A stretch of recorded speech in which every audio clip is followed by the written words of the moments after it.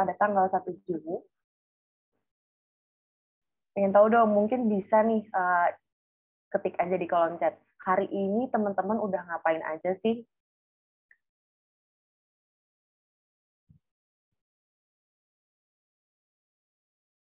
Nah, mungkin teman-teman yang belum download virtual background, boleh banget dari tim Hellocation udah kirim CBG-nya di kolom chat. Oke, ada yang bilang menggalau, Kak. Oke, tapi nggak tahu nih teman-teman di tempatnya pada hujan nggak nih? Di tempatku juga lagi hujan, jadi kayaknya emang cocok buat ngegalau ya sebenarnya ya. Tapi oke, tapi kita harus tetap move on, kita tetap harus lanjutin acaranya malam ini, habis ujian. Semangat teman-teman, aku tahu teman-teman yang mungkin lagi kuliah sekarang, ataupun pelajar, lagi masa-masa ujian, atau mungkin udah ada yang selesai, dan sekarang fokus buat healing. Ada yang udah healing nih teman-teman. Oke, mungkin sembari kita lanjut, saya akan buka acara pada malam hari ini. Selamat malam teman-teman semua, salam sejahtera bagi kita semua.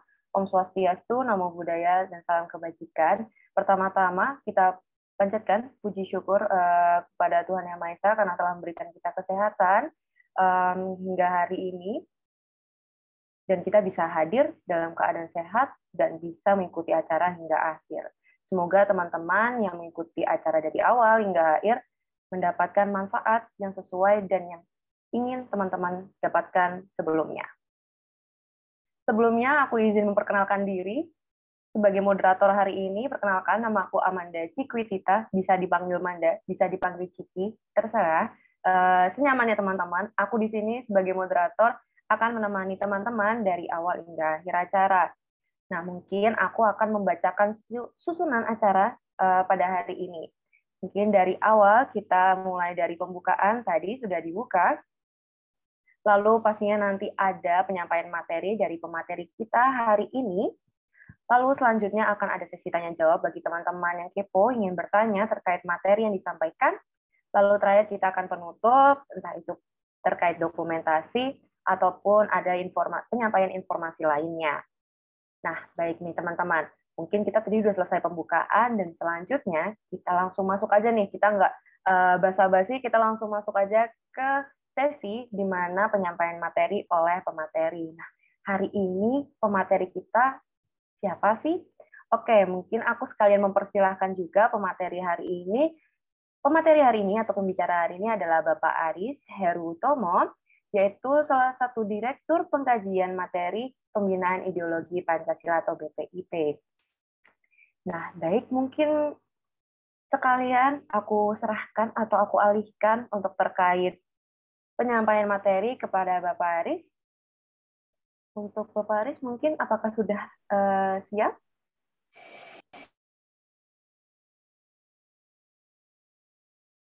Oke, mungkin ada sedikit kendala teknis ya teman-teman. Kita sambil nunggu nih. Mungkin apa ya? Aku ngeliat baca chat lagi ya. Oke, ada yang bilang hujan, Kak. Jadi sinyal sedikit keganggu.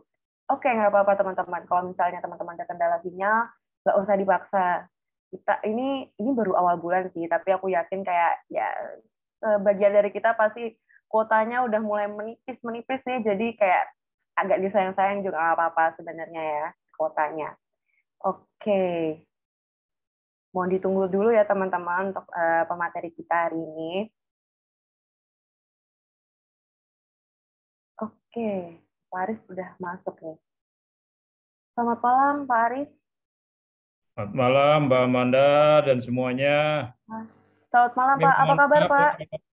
Baik, ini mohon maaf kalau Ya, Pak. tiba-tiba off ya, karena ini kayaknya jaringannya nggak bagus di sini. Baik, Pak. Nggak apa-apa, Pak. Namanya juga online, Pak. Kalau udah masalah sinyal emang agak ribet emang. Ya, Baik, ya. baik. Kalau begitu, mungkin Pak Aris ingin langsung memulai terkait penyampaian materinya? Oh, langsung aja ya. Ya, Bapak boleh. Silahkan. Baik, ya. Ah, terima kasih Mbak Amanda dan teman-teman semua. Assalamualaikum warahmatullahi wabarakatuh. Waalaikumsalam Salam warahmatullahi wabarakatuh. sejahtera untuk kita semua. Salam Pancasila. Nggak kedengeran ya suaranya ya? Aman, Bapak, aman. Oh, aman ya suaranya. Ya, tadi saya mengenalkan salam Pancasila, kayaknya memang banyak yang belum kenal ini ya mengenai salam Pancasila. Jadi salam Pancasila itu adalah salam eh, yang diinisiasi atau diinspirasi oleh Salam Merdeka. Salam di tahun 1945 ketika Bung Karno hanya beberapa waktu setelah kemerdekaan beliau memperkenalkan salam Pancasila, salam merdeka begitu dengan mengangkat 5 jari. Kalau pada saat itu beliau memaktikan salam merdeka gitu. Nah, ini oleh Ketua Dewan Pengarah BPIP kemudian diadopsi menjadi salam Pancasila. Jadi dengan mengangkat 5 jari di atas pundak, bukan seperti orang hormat tapi lebih mengangkat pundak. Nah, ini sebetulnya ada maknanya. Ini adalah salam kebangsaan di mana kita semua mempunyai kewajiban untuk menghormati atau menjunjung tinggi nilai-nilai Pancasila. Jadi nilai-nilai Pancasila itu bukan menjadi tanggung jawab satu dua institusi atau pemerintah, tetapi seluruh masyarakat Indonesia, dan ini sebagai salam kebangsaan. Dan mungkin teman-teman semua juga bisa mengenal bahwa ini bukan salam yang semata-mata untuk menggantikan salam keagamaan seperti yang pernah ramai beberapa waktu yang lalu di media sosial. Nah, itu. Nah, teman-teman semua, saya diminta oleh panitia nih allocation ya, untuk memperbincangkan apa itu dinamika Pancasila di era digital. Nah, mungkin supaya lebih santai, saya lebih ingin mengajak teman-teman untuk ngobrol-ngobrol aja lah, diskusi begitu ya mengenai dinamika Pancasila di era digital. Jadi kita santai saja, kalau nanti di forum tanya jawab teman-teman bebas untuk menanyakan hal-hal yang mungkin terkait dengan apa yang saya sampaikan, dan mungkin hal-hal terkait lainnya yang mungkin saya belum sampaikan terkait dengan Pancasila begitu ya. Nah, silakan saja dan saya akan mencoba menjawabnya. Kalau nanti nggak bisa jawab ya saya akan catat dan mungkin nanti saya sampaikan ke panitia allocation kalau sudah mendapat jawabannya begitu ya. Nah, baik, mohon izin saya untuk berbagi screen gitu supaya perbincangan kita malam ini bisa lebih terarah begitu. Bentar, saya coba cari. Nah, ini. Kakak coba ikut. Sebentar, saya tutup pintu dulu. Ini ruangannya masih terbuka.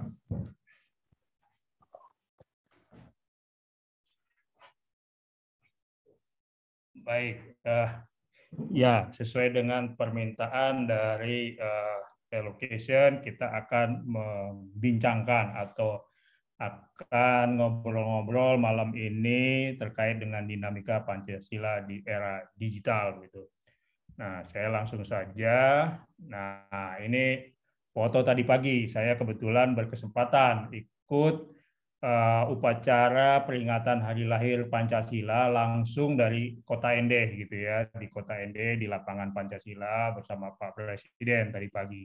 Nah, ini adalah peringatan Hari Lahir Pancasila yang ketujuh di era reformasi ini setelah keluarnya keputusan Presiden tahun 2016 tentang Hari Lahir Pancasila. Nah, sejak tahun 2017 hingga sekarang, setiap tahunnya Hari Lahir Pancasila diperingati setiap tanggal 1 Juni. Dan tahun ini untuk pertama kalinya peringatan Hari Lahir Pancasila diadakan di luar ibu kota negara. Kalau sebelumnya selalu diselenggarakan di Kementerian Luar Negeri, di Gedung Pancasila. Nah, kebetulan saya juga pegawai Kementerian Luar Negeri, jadi akrab dengan tempat penyelenggaraan peringatan Hari Lahir Pancasila kalau dilakukan di Jakarta. Kebetulan juga di peringatan-peringatan awal saya menjadi salah satu ketua panitianya. Nah, tahun ini diselenggarakan di ND dengan tema Bangkit Bersama Membangun Peradaban Dunia. Nah, ini memang temanya tidak terlepas dari kondisi pada saat ini, di mana kita masih dilanda pandemi COVID, walaupun sekarang sudah melandai dan sudah relatif berkurang dibandingkan 2 tahun sebelumnya. Sehingga kita pada tahun ini bisa menyelenggarakan acara peringatan Hari Lahir Pancasila secara hibrid. Jadi tadi di lapangan mungkin semua sempat lihat ya di televisi maupun di jaringan video BPIP, YouTube-nya BPIP bisa melihat bagaimana pelaksanaan dilakukan Pancasila di Kota ND. Nah, mungkin teman-teman bertanya, kenapa sih harus diselenggarakan di Kota ND? Nah, ini mungkin kita bisa melihat kembali sejarah perumusan Pancasila, di mana salah satu gagasan awalnya atau gagasan utamanya itu justru lahir atau tercetus atau digali oleh Bung Karno ketika beliau diasingkan ke Kota ND, ke Pulau Flores di Kota ND. Nah, ini tempat rumah pengasingan beliau pada tahun 1934 sampai 1938. Jadi Bung Karno ini sempat diasingkan oleh pemerintah kolonial Belanda selama 4 tahun, 9 bulan, 4 hari, yaitu dari 14 Januari 1934 sampai 18 Oktober 1938. Dan setelah itu dipindahkan atau ditransfer ke Bengkulu begitu. Nah, jadi selama 4 tahun beliau berada di sana. Nah, ini adalah dapat dikatakan sebagai masa-masa susah bagi Bung Karno dan keluarga. Nah, ini Bung Karno diasingkan ke Kota ND. Ini kota yang sangat sepi, pada saat itu penduduknya hanya sekitar 5.000 orang. Terbelakang, miskin, dan sebagian masih boleh dikatakan tingkat literasinya masih 0 begitu ya. Jadi memang belum banyak orang-orang terdidik di sana. Nah, di sana beliau diasingkan bersama istrinya, Ibu Inggit Garnasi, kemudian ibu mertuanya, Ibu Amsi, dan seorang putri angkatnya, Ratna Juami, dan guru dari Ratna Juami. Jadi beliau berlima berangkat ke ND dan tiba di ND pada tanggal 14 Januari 1934. Nah, mungkin saya sedikit share cerita bagaimana suasana selama beliau diasingkan di Kota ND yang tadi saya sampaikan penduduknya sangat sedikit, sepi, dan masyarakatnya juga masih sangat terbelakang. Bayangkan di tahun 34 bagaimana Kota ND masih jauh atau tidak dikenal oleh masyarakat di Pulau Jawa begitu, sehingga ini merupakan satu tempat pembuangan yang sempurna bagi pemerintah Belanda untuk mengasingkan Bung Karno, untuk menjauhkan Bung Karno dari masa pendukungnya di Jawa. Karena dapat saya sampaikan juga selama beliau berada di Jawa, khususnya di Bandung, beliau ini sangat aktif untuk berkegiatan politik, mulai dari beliau di Surabaya ikut dengan host Cokro Aminoto, kemudian kuliah di Bandung, menyelesaikan pendidikan di Bandung. Beliau sangat aktif untuk berorganisasi dan berpolitik, dan ini menjadi satu hal yang merepotkan pemerintah Belanda karena tuntutan beliau adalah kemerdekaan. Lagi itu belum ada namanya Indonesia, tapi kemerdekaan bangsa sebagai suatu negara yang bebas. Nah, ini yang menjadi kemudian beban dari pemerintah. Dan mungkin juga dapat saya sampaikan bahwa di tahun 32 beliau juga sempat dihukum di tahanan Sukamiskin dan juga di lembaga Bance karena melakukan perlawanan dan protes terhadap pemerintah. Mungkin nanti teman-teman kalau punya waktu bisa mencari buku beliau yang sangat terkenal.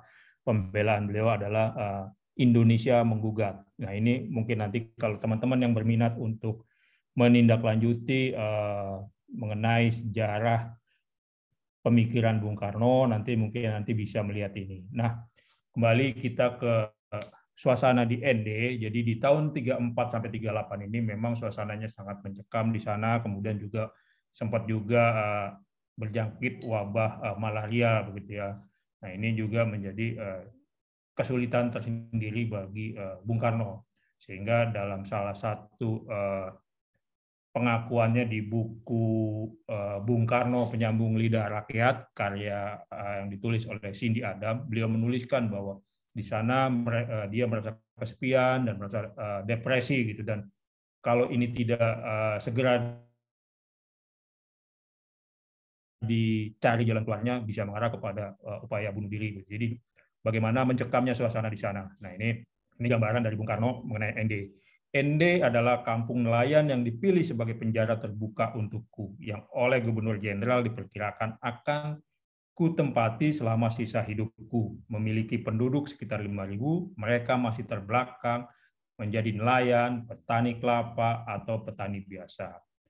Nah, ini juga tadi yang saya bilang bahwa di samping tidak ada kerja, kesepian, ketiadaan kawan, aku juga mengalami depresi yang hebat sekali. Pada hari-hari pertama itu Flores adalah tempat penyiksaan. Aku memerlukan suatu pendorong atau aku akan membunuh diriku sendiri. Nah, ini gambaran mengenai situasi pada saat itu. Namun seperti biasa, Bung Karno dengan pengalamannya berorganisasi yang sangat panjang selama berada di Bandung begitu.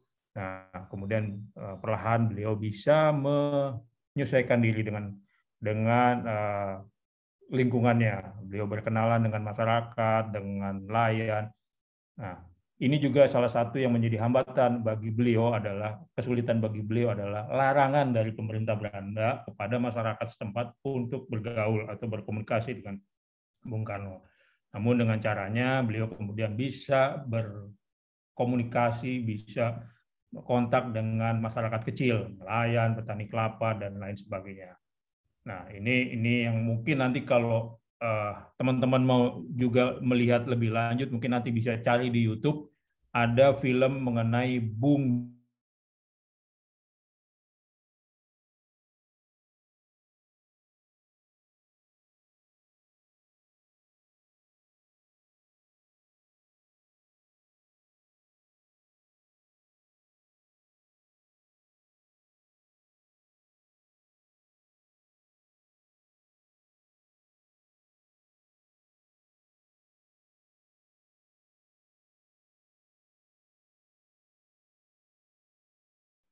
Halo, Pak Haris, apakah masih di sana?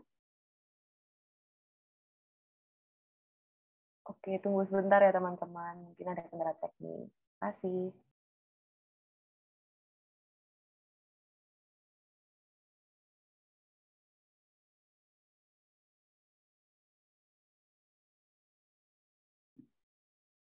Halo, berarti saya harus sharing lagi ya sebentar ya.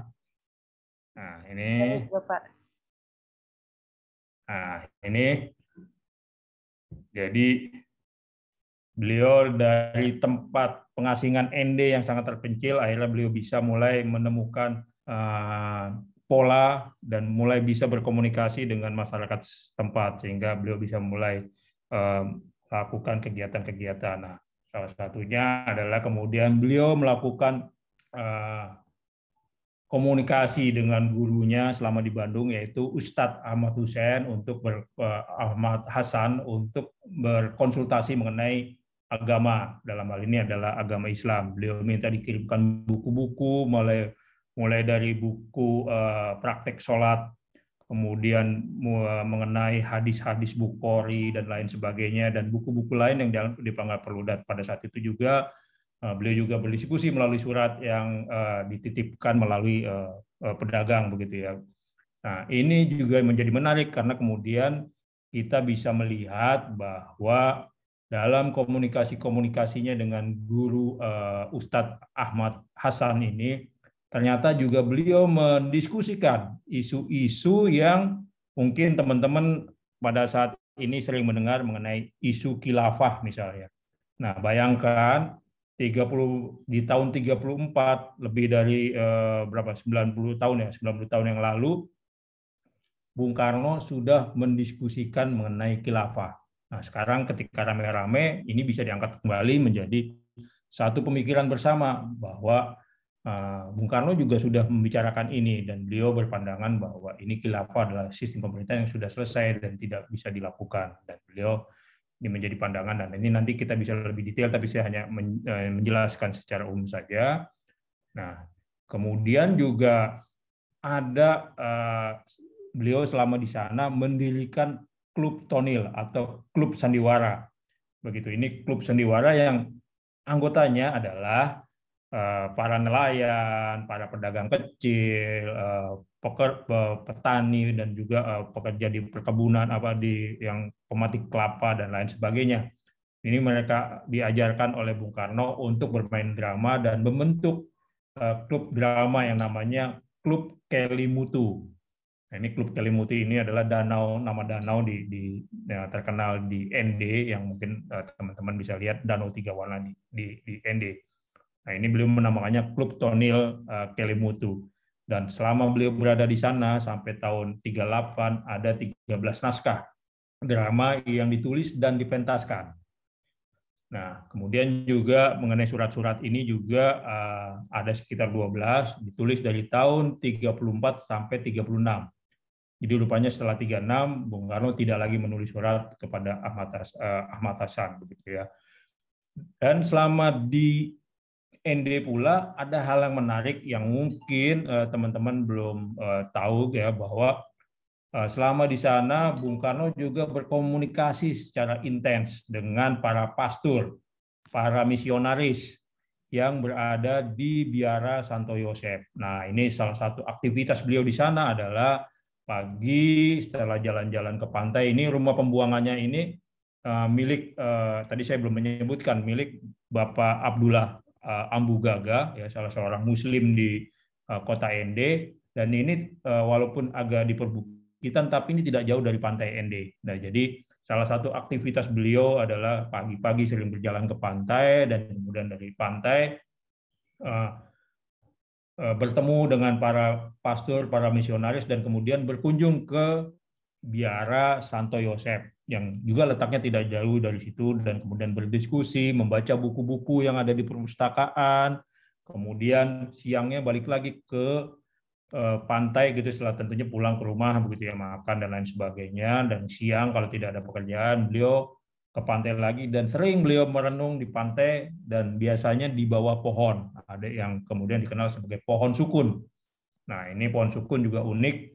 Ternyata pohonnya bercabang 5, menginspirasi beliau sebagai Pancasila begitu ya. Nah, beliau di sana merenung dan kadang-kadang dari sana setelah selesai juga sholat ada di masjid di sana. Nah, ini aktivitas beliau hanya seperti itu tiap hari sebelum kemudian beliau mendirikan klub sandiwara. Dan ini uniknya juga klub sandiwara ini naskah-naskahnya kemudian dipentaskan di gedung biara, khususnya di tempat percetakan di gedung biara karena memang biara ini cukup luas.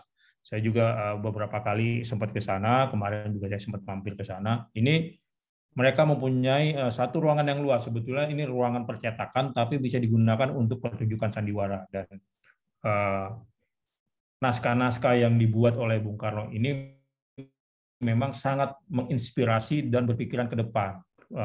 Dia membicarakan mengenai keberagaman, jauh sebelum kita bicara mengenai keberagaman, perbedaan suku bangsa, dan lain sebagainya. Beliau sudah membuat naskah dan mementaskannya. Misalnya ada salah satu naskah yang namanya Julagubi gitu ya. Beliau menggambarkan mengenai seorang pria berkulit hitam. Ya, ini digambarkan beliau sebagai yang sekarang mungkin kita kenal sebagai masyarakat dari Papua, suku Papua gitu, masyarakat setempat, dan juga ada orang yang datang dari Jawa begitu. Nah, ini sangat menarik ya dialog-dialognya, dan ini menjadi pemikiran-pemikiran beliau juga untuk bagaimana menuangkan gagasan mengenai kebangsaan, dan kemudian juga yang tentunya tidak kalah penting adalah pemikiran mengenai Pancasila. Nah, di tempat ini beliau menemukan menggali, sebetulnya bukan menciptakan tetapi menggali nilai-nilai Pancasila yang memang sudah hidup di dalam masyarakat. Nah, jadi misalnya nilai gotong royong, kekeluargaan, demokrasi, dan lain sebagainya. Dan juga sikap menerima perbedaan. Bagaimana misalnya di ND itu antara mereka yang beragama Islam dengan yang non-Islam, dengan Katolik, misalnya di sana memang mayoritas sudah Katolik, itu bisa berlangsung dengan baik. Begitu. Nah, ini juga dialami langsung oleh Bung Karno, bagaimana dia membina hubungan baik dengan para pastor, dengan para misionaris. Sehingga itu tadi saya bilang, setiap pagi atau bahkan siang, beliau berkunjung ke pasturan, ke biara untuk berdialog dengan para pastor, kemudian membaca buku-bukunya, begitu. Bahkan saking dekatnya hubungan Bung Karno dengan pastor yang ada di biara, salah seorang ketua biara, itu pimpinan biara, ketika dia pergi keluar kota, dia selalu menitipkan kuncinya sama Bung Karno, sehingga Bung Karno bisa langsung datang ke tempat perpustakaan itu tanpa harus menunggu kehadiran pimpinan biara. Nah, ini menunjukkan bagaimana dekatnya beliau. Jadi selama di ND ini, beliau selain belajar agama Islam, memperkuat agama Islam, beliau mulai sholat rutin 5 waktu, kemudian sholat Jumat, memperdalam ilmu-ilmu hadis, ilmu-ilmu keagamaan lainnya lewat komunikasi dengan Ustadz Hasan di Bandung. Beliau juga berkomunikasi dengan non-Muslim tadi, dengan para pastor. Nah, ini efeknya adalah kepada bagaimana beliau pada akhirnya menggagas atau merumuskan mengenai dasar negara Indonesia yang nantinya akan terbentuk begitu. Nah, sekarang kita merujuk kepada sejarah begitu ya, sejarah bagaimana sih Pancasila itu, gagasan Pancasila itu lahir dan kemudian dirumuskan begitu ya.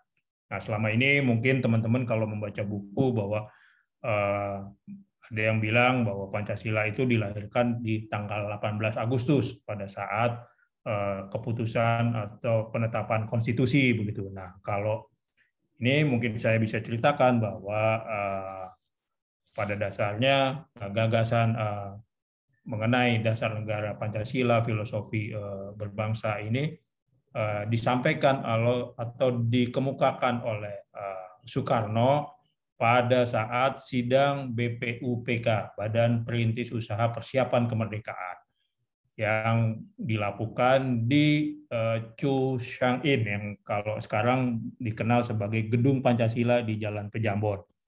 Nah, ini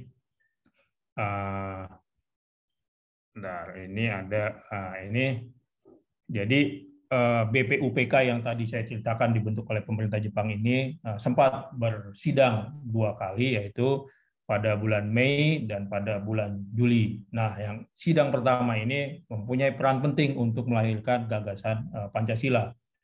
Karena pada sidang pertama ini yang dipimpin oleh ketuanya Dr. Rajiman Wediodiningrat, ini membahas mengenai dasar negara. Dasar negara kalau Indonesia merdeka. Nah, ini yang... Mohon maaf, Pak Aris. Ya. Kalau di saya, PPT-nya mungkin belum jalan ya, Bapak. Masih di bagian keamanan siber nasional. Oh gitu? Itu malah lain ya? Iya, belum, Bapak. Mungkin bisa dicek dulu, Pak. Berbeda. Mungkin teman-teman melihat yang sama kan ya? Untuk, oke, saya memastikan.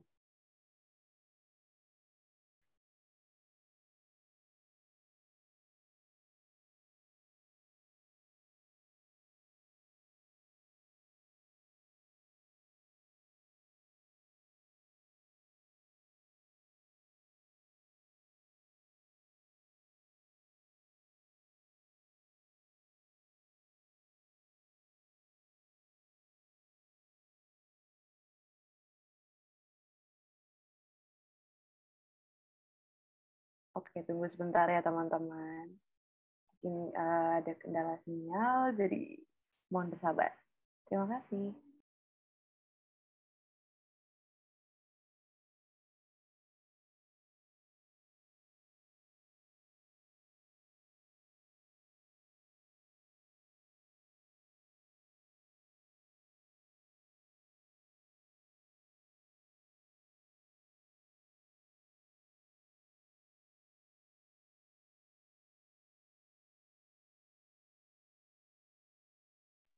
Oke, sembari menunggu nih dari Pak Aris. Mungkin aku mau nanya nih sama teman-teman, nih kita santai-santai aja ya teman-teman. Teman-teman tadi mungkin pas masuk masih belum ini ya, belum pada rame. Aku pengen tahu dong kalian akhir-akhir ini sibuk ngapain aja nih? Pengen tahu. Mungkin bisa kita jadi sharing-sharing aja. Atau mungkin hari ini, oke, Faris udah kembali. Halo Faris.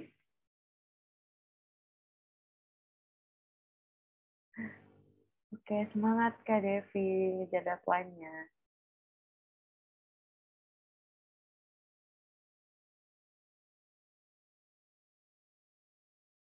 Wah, ada yang nyiapin disertasi. Semangat ya, Kak. Yang lain gimana nih? Lagi pada sibuk ngapain hari ini? Atau mungkin ada yang mau sharing? Boleh banget kalau misalnya mau on mic. Ada yang sibuk skripsi juga, sibuk webinar sama kuliah. Aku mungkin mau nanya ke Kak Ratri. Kak Ratri, oh, oke. Pak Aris sudah kembali. Oke, bentar Pak. Oke, Baik, ya. Pak. Jadi sebentar. Sini.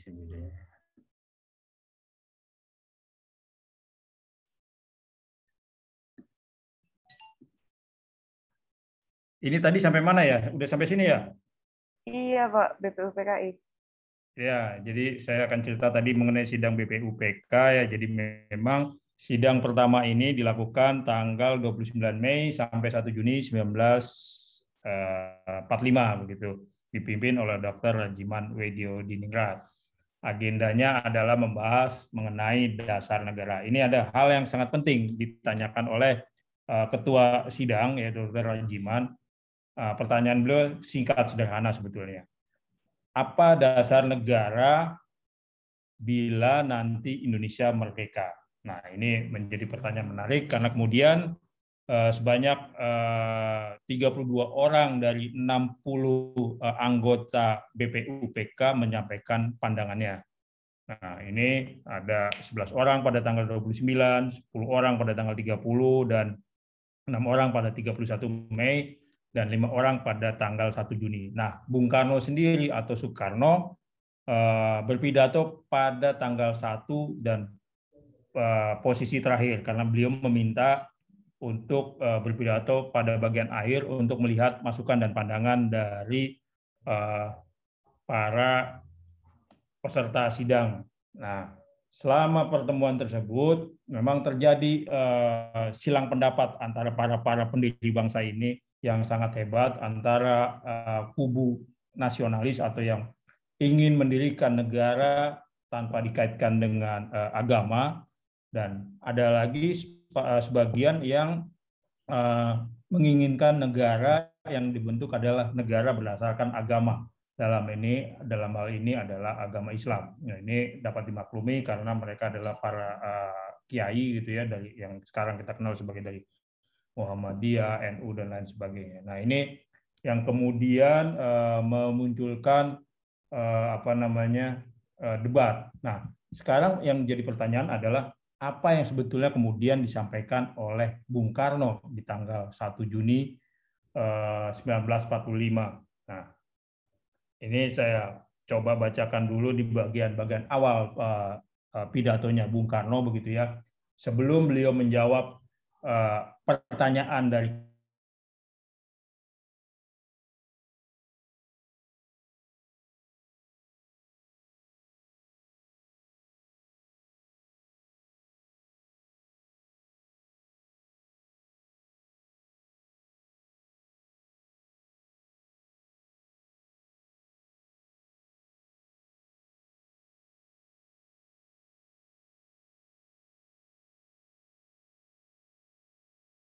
Oke, bersabar ya teman-teman. Karena kebetulan Pak Aris memang lagi nggak posisinya, emang sinyalnya tidak baik pada biasanya pada umumnya.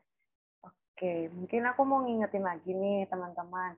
Kalau misalnya teman-teman membuat story Instagram terkait acara kita hari ini, webinar kita hari ini, pastinya ada hadiah yang udah disiapin sama teman-teman Hello Patient. Jadi teman-teman yang ingin mencoba kesempatan boleh banget untuk coba bikin Instastory dengan nge-tag Hello Patient Official dan BPIPRI melalui Instastory.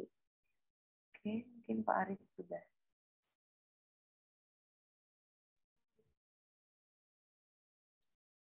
Oke, bentar. Ini share-nya yang mana nih ya? Bapak udah ngeklik tombol. Nah, ini ya. Oke, udah Pak. Dengeran suaranya ya, udah? Sudah Pak, aman Pak. Oke, ini masih sidang BPUPK tadi ya. Nah, ini yang beliau sampaikan pada tanggal 1 Juni itu tadi saya sampaikan. Sebentar, saya mencoba membacakan bagian awal saja dari pidato Bung Karno yang hampir sekitar lebih dari 1 jam ini, hampir 2 jam begitu ya. Jadi beliau bilang begini, maaf beribu maaf, banyak anggota telah berpidato dan dalam pidato mereka itu diutarakan hal-hal yang sebenarnya bukan permintaan Paduka Tuan Ketua yang mulia, yaitu bukan dasarnya Indonesia merdeka. Menurut anggapan saya, yang diminta oleh Paduka Tuan Ketua yang mulia ialah dalam bahasa Belanda disebut sebagai filosofi grondslag dan pada Indonesia merdeka. Filosofi grondslag itulah fundamen, filsafat, pikiran yang sedalam-dalamnya, jiwa, hasrat yang sedalam-dalamnya untuk di atasnya didirikan gedung Indonesia merdeka yang kekal dan abadi. Nah, kemudian beliau mengusulkan 5 dasar yang disebut oleh Bung Karno sebagai Pancasila, yaitu pertama adalah kebangsaan Indonesia, kedua internasionalisme atau pri-kemanusiaan, ketiga mufakat atau demokrasi, 4 kesejahteraan sosial, 5 Indonesia merdeka yang bertakwa kepada Tuhan Yang Maha Esa. Nah, pada akhir sidang di tanggal 1 itu, kemudian disepakati bahwa usulan Soekarno ini yang akan dibahas dalam pertemuan selanjutnya. Nah, ini kemudian dibentuklah panitia. Sebetulnya awalnya oleh Dr. Rajiman dibentuk panitia 8. Namun beliau Soekarno melihat bahwa komposisi panitia 8 ini tidak seimbang, tidak mencerminkan diskusi di sidang BPUPK antara kelompok nasionalis dan kelompok keagamaan. Jadi di panitia 8 ini yang diusulkan oleh Dr. Rajiman, ketuanya adalah Bung Karno, kemudian ada Muhammad Hatta, ada Muhammad Yamin, A.A. Maramis, Otto Iskandar Dinata, MS Karto Hadikusumo. Ini beliau kelihatan ya nama-namanya ya, Mbak moderator, kelihatan ya namanya ya. Terlihat Bapak. Ya, ini mewakili kelompok kebangsaan. Jadi 5 orang mewakili kelompok kebangsaan. Sementara dari kelompok keagamaan hanya 2, Ki Bagus Hadikusumo dari Muhammadiyah dan Kiai Haji Wahid Hasim dari NU, dari Nahdlatul Ulama. Nah, kemudian Soekarno mengusulkan supaya seimbang nih 4-4 gitu ya. Makanya kemudian Otto Iskandar Dinata dan Karto Hadikusumo dicoret, kemudian diganti dengan Ahmad Subarjo. Sementara dimasukkan sementara dari kelompok agama, Ki Bagus Hadikusumo dicoret, diganti oleh 3 orang, yaitu Haji Agus Salim, Kiai Haji Kahar Mujakir, dan R. Abikusno Cokro Suyoso. Nah, jadi komposisinya ini 4 seimbang gitu ya, 4 dan Bung Karno berada di tengah-tengah. Nah, ini kemudian mereka membahas dan kemudian disepakatilah yang namanya sebagai rumusan Pancasila atau rumusan Piagam Jakarta tanggal 22 Juni 1945. Nah, ini rumusannya berbeda, narasinya, teksnya dengan apa yang disampaikan atau diusulkan Bung Karno, tapi intinya tetap sama. Nah, ini yang berbeda kalau Bung Karno mengusulkan ketuhanan itu diterima, sementara tim 9 ini, panitia 9 ini memasukkannya di pertama. Nah, ini yang jadi diusulkan. Pertama adalah ketuhanan dengan kewajiban menjalankan syariat Islam bagi pemeluk-pemeluknya. Kemudian yang kedua, kemanusiaan yang adil dan beradab.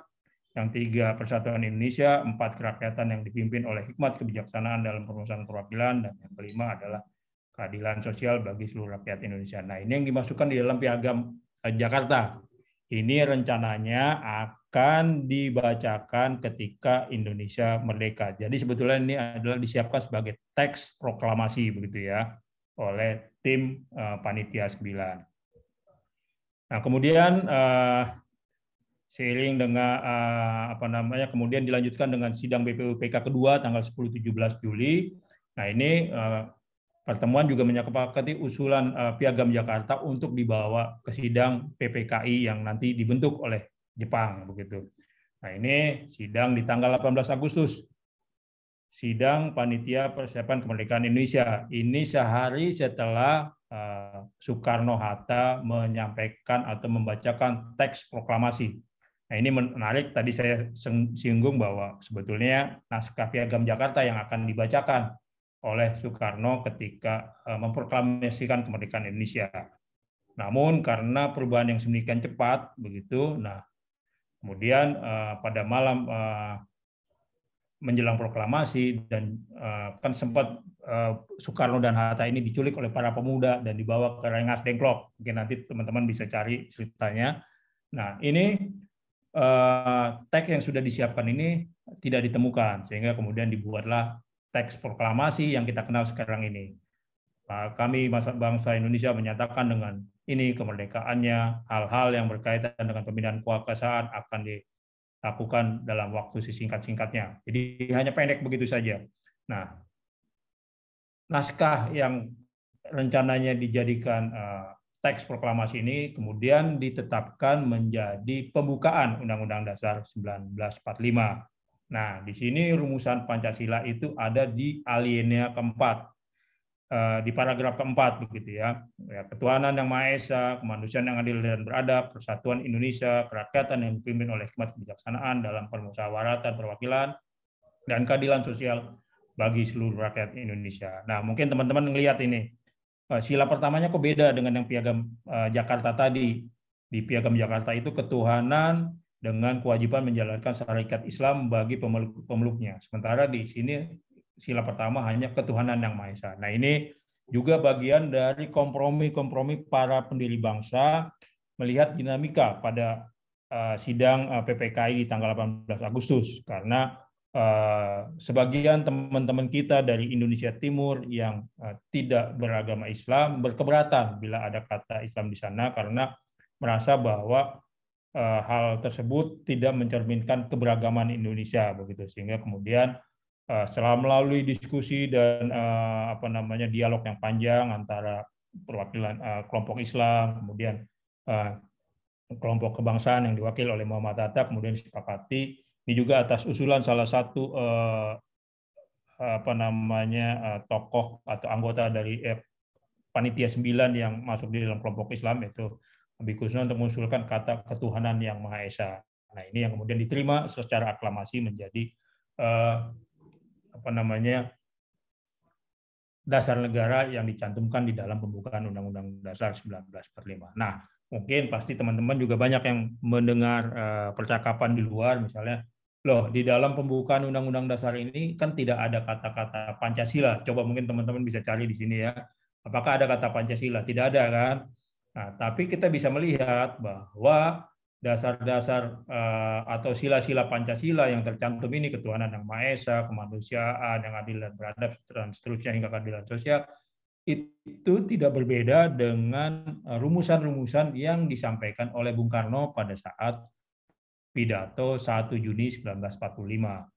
Nah, ini menurut Profesor Noto Nagoro, guru besar di Universitas Gadjah Mada, alasan bahwa kenapa dasar-dasar itu dianggap sama seperti rumusan Pancasila itu adalah karena rumusan itu tidak mengaitkannya dengan poin-poin begitu ya, tetapi lebih kepada isinya, substansinya, dan substansinya itulah sama seperti yang disampaikan oleh Soekarno. Sehingga kemudian disepakati bahwa tanggal 1 Juni adalah hari lahirnya Pancasila, kemudian tanggal 18 Agustus adalah tanggal ditetapkannya Pancasila yang di dalam paragraf keempat sebagai dasar negara.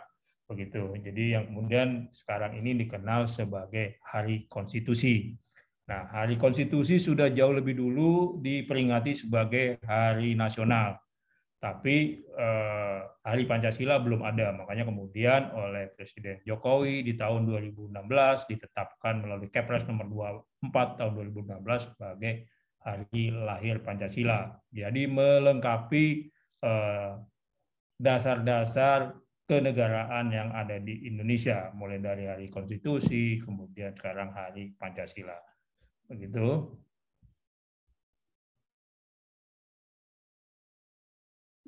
Nah, kemudian sekarang kita mulai melangkah kepada dinamika Pancasila di era digital. Tapi sebelum itu saya ingin mengajak teman-teman semua untuk melihat, membandingkan bagaimana sebetulnya pembinaan ideologi Pancasila dari masa ke masa, dari masa Presiden Soekarno hingga sekarang ini. Nah, pada masa Presiden Soekarno yang dikenal oleh di dalam buku-buku disebut sebagai Orde Lama, begitu ya, tapi oleh Bung Karno sebetulnya disebut sebagai Orde Dasar. Itu pembinaan ideologi Pancasila dilakukan untuk melakukan penguatan karakter building, gitu ya. Dan ini dilakukan di tengah konflik antar partai yang sedemikian kuat. Karena di masa-masa tahun 45 sampai tahun 60-an itu selalu terjadi perbedaan pendapat yang sengit antara tokoh-tokoh politik, baik tokoh-tokoh yang bergabung dalam partai-partai politik. Nah, namun demikian, dalam berbagai kesempatan, Bung Karno bisa menyampaikan pandangan mengenai Pancasila dan melakukan kegiatan pembinaan, antara lain dengan melakukan kursus-kursus Pancasila. Selain itu juga sejak tahun 64 sampai 66, jadi 3 kali selama masa beliau masih menjadi presiden, Pancasila diperingati setiap tahun, tanggal 1 Juni 64 sampai 66. Kemudian ketika Bung Karno digantikan oleh Soeharto menjadi presiden dan dikenal sebagai masa pemerintahan Orde Baru, nah peringatan Hari Lahir Pancasila pernah dilakukan 3 kali, 67, 68, dan 69. Namun di tahun 70, peringatan Hari Lahir Pancasila tidak lagi dilakukan oleh Presiden Soeharto, pemerintahan Presiden Soeharto, dan digantikan dengan yang namanya peringatan Hari Kesaktian Pancasila, 1 Oktober, setiap 1 Oktober. Nah, ini tidak ada lagi peringatan Hari Lahir Pancasila. Namun demikian, pemerintahan Soeharto tetap melakukan pembinaan ideologi Pancasila dengan melalui MPR, dikeluarkan ketetapan MPR nomor 2 tahun 78 tentang pedoman penghayatan dan pengamalan Pancasila. Mungkin teman-teman kalau yang sudah agak senior di sini ya, saya nggak tahu, kalau melihat ini kayaknya masih milenial semua gitu, kayaknya belum pernah mendengar yang namanya P4 gitu ya, pedoman penghayatan dan pengamalan Pancasila. Kalau saya kebetulan sudah bukan generasi milenial, ini masih merasakan penataran 100 jam, 120 jam, dan lain sebagainya. Dan mungkin kalau teman-teman tadi saya lihat ada beberapa teman-teman yang berprofesi sebagai guru begitu ya, mungkin kalau itu mungkin pernah merasakan penataran P4 dan juga mungkin mengenal yang namanya BP7, Badan Pembinaan Pendidikan dan Pelatihan Pedoman Penghayatan dan Pengamalan Pancasila. Ini yang melakukan pembinaan ideologi Pancasila, badan yang dibentuk oleh Soeharto. Namun ketika Soeharto lengser di tahun 1998 dan digantikan oleh pemerintahan reformasi, ini amat disayangkan, pola pendidikan Pancasila melalui P4 itu dihapuskan. TAP MPR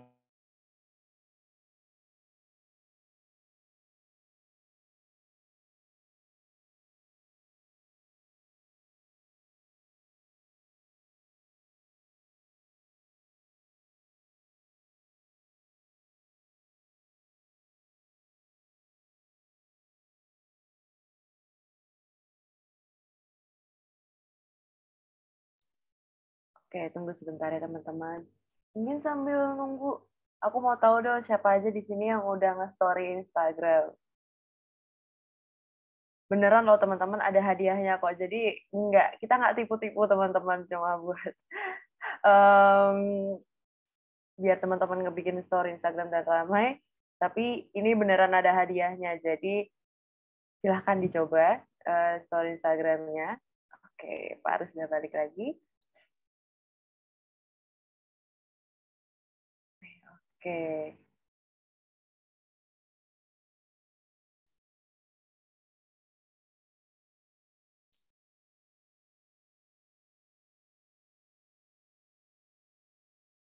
Oke, kalau misalnya hadiahnya aku spill sedikit aja. Mungkin antara saldo GoPay ataupun kalau nggak salah Dana. Antara dua itu teman-teman. Jadi, waduh hadiahnya boleh suhu. Kalau aku berharap aku juga mau sebenarnya. Oke. Siapa yang nggak mau? Makasih loh, komenmu lumayan membuat aku terbang. Apalagi aku nih malam-malam ini udah lumayan sedikit terpengaruh untuk rebahan. Tapi ya, karena ketemu sama teman-teman aku, semangat lagi. Thank you, Siska. Komen kamu bikin aku ketawa. Oke, ditunggu teman-teman yang lain. Apa salahnya dicoba dulu buat kesempatan. Oke, tunggu sebentar ya teman-teman.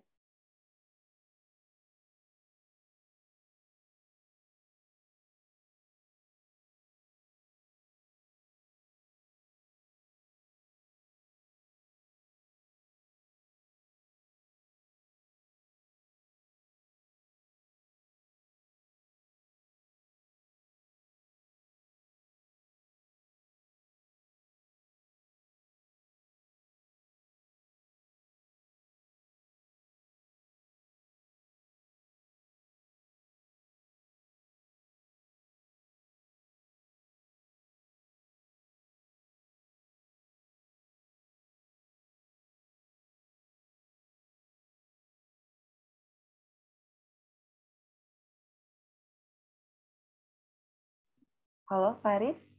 Oke. Oke, Pak. Tampilannya udah kelihatan belum ya? Masih blank kalau di saya, Pak. Masih hitam. Mungkin teman-teman yang lain gimana? Nah, ini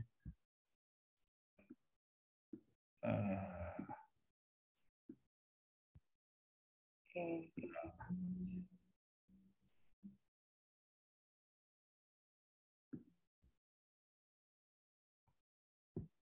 udah ya, belum ya? Belum, Pak. Iya. Oke. Nah.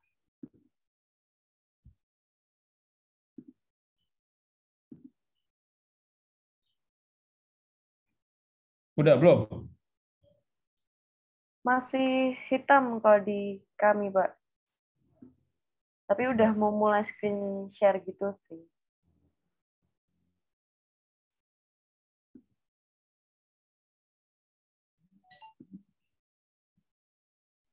Atau mungkin kalau misalnya berkenan, mungkin filenya bisa dikirimkan ke panitia, Pak, biar bisa kami bantu share screen kan. Iya. Bentar.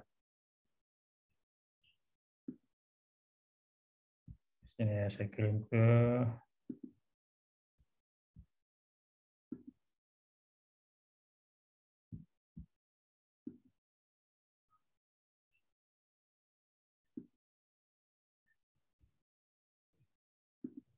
Oke, ini udah saya kirim ke udah saya kirim ya.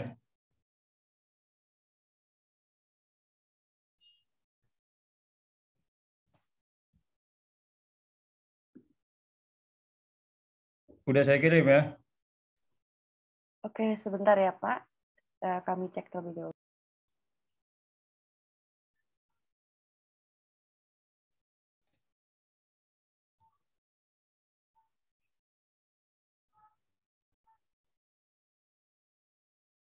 Ini teman-teman sebagian besar tinggal di mana ya? Sambil nunggu. Boleh nih teman-teman dijawab. Mungkin teman-teman mau on mic boleh.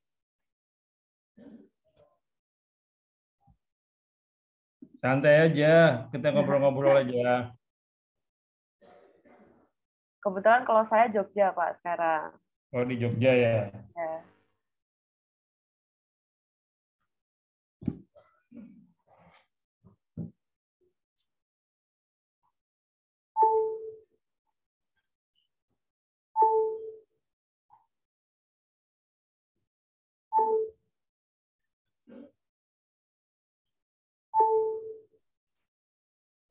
Oke. Sudah Oke, dibuat mungkin presentasinya, Kak. ke bagian yang tadi, atau saya udah sana ya, ke bagian yang tadi saja, ke bagian apa tadi, tantangan ya. Terus, ya kayak itu kayaknya tadi ya. Belum, berapa itu? Belum, satu lagi ke atas. Yang ini, 14 kayaknya ya. Ini nih, 14 ya. Ya, ini. Nah, ini. Ya. Oke. Jadi, tadi saya sudah, mungkin saya coba jelaskan lagi singkat saja. Mungkin tadi ada yang masih belum dengar gitu ya, terkait dengan dinamika pembinaan ideologi Pancasila. Nah, ini di zaman Orde Reformasi, setelah Reformasi tahun 1998, ini justru tidak ada lagi pembinaan ideologi Pancasila begitu. Mbak, mungkin agak mundur Mbak tadi. Terus Mbak, ke bagian yang tadi dinamika. Nah, ya ini. Nah, ini di zaman Orde Reformasi justru tidak ada lagi mata pelajaran Pancasila. Tidak ada lagi upaya-upaya untuk melakukan pembinaan ideologi Pancasila sekitar 20 tahun ya, 2 dekade begitu. Dari tahun 98 dihapuskannya TAP MPR nomor 2 tahun 78 tentang pedoman penghayatan dan pengamalan Pancasila, kemudian BP7 dibubarkan, dan yang lebih parah lagi adalah di dalam Undang-Undang Sistem Pendidikan Nasional tidak ada lagi mata pelajaran Pancasila. Nah, di dalam Undang-Undang Nomor 20 dan 2003 begitu ya. Nah, ini yang kemudian menjadi tantangan tersendiri karena tidak ada lagi pembelajaran Pancasila, sehingga mungkin ya, Mbak Ambana nih dengan teman-teman mungkin tidak dapat lagi pelajaran Pancasila selama sekolah gitu ya. Mungkin kalau di perguruan tinggi masih ada begitu ya, masih dapat. Tapi selama dari SD gitu sampai SMA tidak dapat mata pelajaran Pancasila. Nah, baru setelah tahun 2016 setelah Presiden Jokowi menandatangani keputusan Presiden mengenai hari lahir Pancasila, maka kemudian pembinaan ideologi Pancasila mulai hadir lagi dengan dibentuknya UKP-PIP atau Unit Kerja Presiden untuk Pembinaan Ideologi Pancasila. Nah, kemudian UKP dibubarkan, dibentuklah BPIP yang sekarang ini, Badan Pembinaan Ideologi Pancasila. Nah ini sejak 2017 peringatan Hari Lahir Pancasila selalu dilakukan setiap tahun. Sebelumnya selama reformasi selama 2 dekade tidak pernah ada peringatan Hari Lahir Pancasila. Nah, itu dilakukan setiap tahun sejak tahun 2017. Dan yang kabar gembiranya juga bahwa melalui peraturan pemerintah nomor 57 tahun 2022 baru sekitar sebulan lalu ditandatangani tentang standar nasional pendidikan, Pancasila kembali ke bangku pendidikan, ke pendidikan dasar sampai menengah. Dan tadi setelah peringatan Hari Lahir Pancasila, Menteri Pendidikan dan Kebudayaan Ristek Nadiem Makarim mengumumkan mengenai akan dilakukannya pembelajaran mengenai Pancasila di bangku pendidikan. Dan dalam konteks ini, kami dari BPIP telah menyiapkan materinya, ada 15 materi, mulai dari PAUD sampai perguruan tinggi, mengenai pembelajaran Pancasila. Dan ini yang akan digunakan oleh Kementerian Pendidikan dan Kebudayaan untuk kembali mengajarkan Pancasila ke para siswa, gitu, untuk lebih mengenalkan kembali. Nah ini apalagi sekarang kan pendidikan Pancasila di dalam kurikulum baru ini tujuannya adalah membentuk karakter pelajar Pancasila begitu. Nah ini buku ini yang dibuat oleh BPIP akan melengkapi untuk upaya-upaya melakukan pembinaan ideologi Pancasila. Lanjut Mbak, itu tadi lanjut. Selanjutnya slide selanjutnya. Nah ini tadi sudah sedikit saya singgung bahwa sejak 98, sejak reformasi tidak ada lagi pembelajaran Pancasila begitu ya, dengan dihapuskannya TAP MPR nomor 2, kemudian dibubarkannya BP7, tidak adanya lagi mata pelajaran Pancasila di dalam Undang-Undang Sistem Pendidikan Nasional. Ini menyebabkan generasi muda, generasi milenial kelahiran tahun 90-an itu tidak lagi mendapatkan pelajaran Pancasila, sehingga banyak yang mungkin tidak mengerti atau paham mengenai Pancasila. Bahkan jangan-jangan bukan hanya tidak mengerti, tetapi tidak hafal mengenai sila-sila Pancasila. Jadi kegiatan malam ini yang dilakukan oleh Hellocation ini sangat luar biasa. Ini inisiatifnya untuk kembali mengenalkan Pancasila ke teman-teman milenial gitu, ke teman-temannya Mbak Amanda CS nih ya, untuk mengenal kembali Pancasila.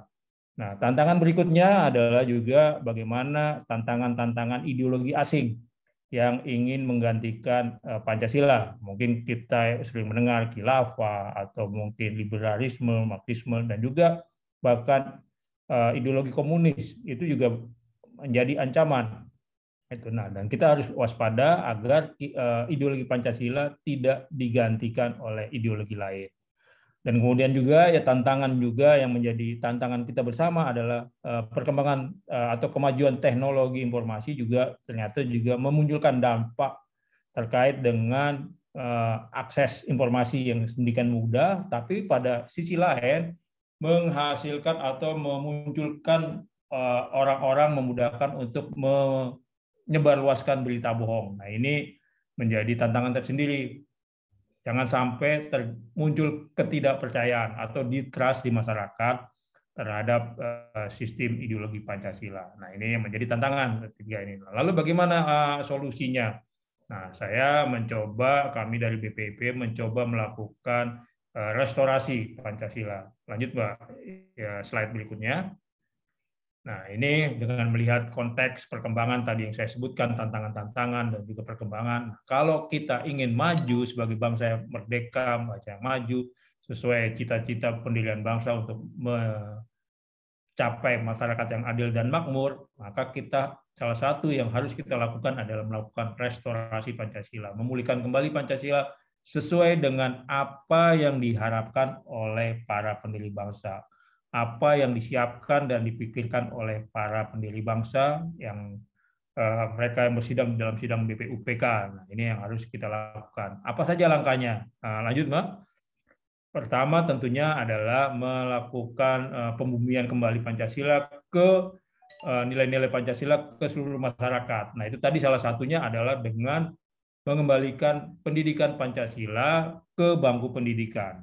Nah, ini tentu saja belum cukup kalau kita melihat bahwa dengan masifnya tadi pengajuan teknologi informasi, mudahnya penyebar luasan informasi, munculnya atau merebaknya berita-berita bohong. Nah, ini harus perlu cara-cara yang memang bukan hanya formal lewat bangku pendidikan, tetapi juga cara-cara kekinian, misalnya lewat video, lewat TikTok, lewat IG, dan lain sebagainya untuk membagi pemahaman mengenai nilai-nilai Pancasila. Dan kemudian yang juga tidak kalah penting adalah bagaimana menerapkan atau mengaktualisasikan nilai-nilai Pancasila di kalangan penyelenggara negara. Nah, ini mungkin yang perlu kita perhatikan adalah bagaimana kami di BPIP terus mendorong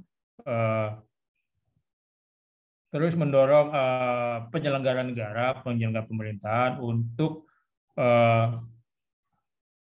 bisa mengaktualisasikan nilai-nilai Pancasila. Nah, ini yang coba kita lakukan, baik melalui regulasi maupun kebijakan-kebijakan yang kiranya nanti dapat dilakukan oleh para penyelenggara negara. Kemudian yang berikutnya adalah menjadikan Pancasila faktor utama dalam pembangunan manusia Indonesia dan masyarakat dan bangsa Indonesia. Ini yang dikenal sebagai nation and character building. Nah, ini dulu oleh Bung Karno. Nah, sekarang ini kita dengan pendidikan ada revolusi mental dan lain sebagainya. Nah, ini sebetulnya revolusi mental hanyalah salah satu upaya untuk kita menanamkan kembali nilai-nilai Pancasila, termasuk juga dengan membentuk tadi mata pelajaran Pancasila di bangku pendidikan juga salah satu cara untuk membangun nation and character building.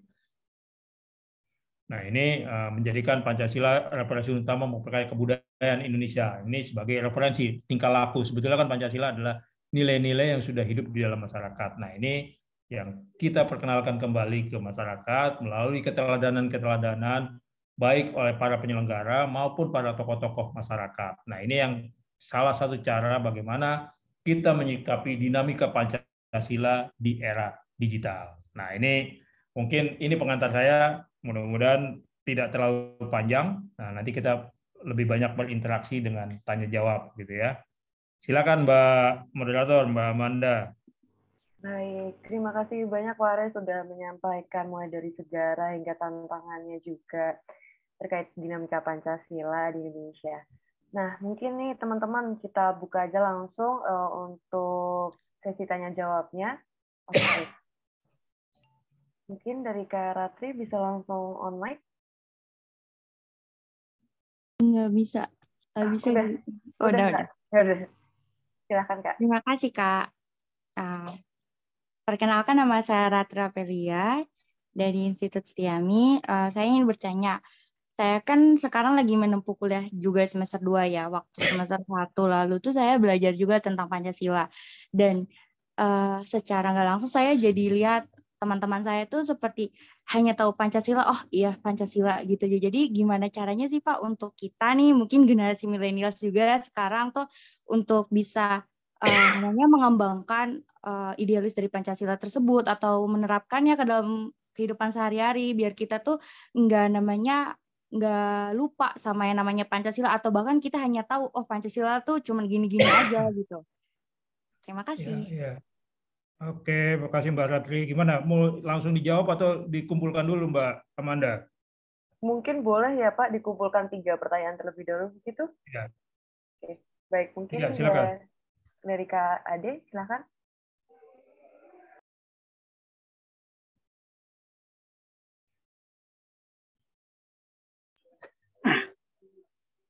Baik, terima kasih banyak atas kesempatannya, Kak.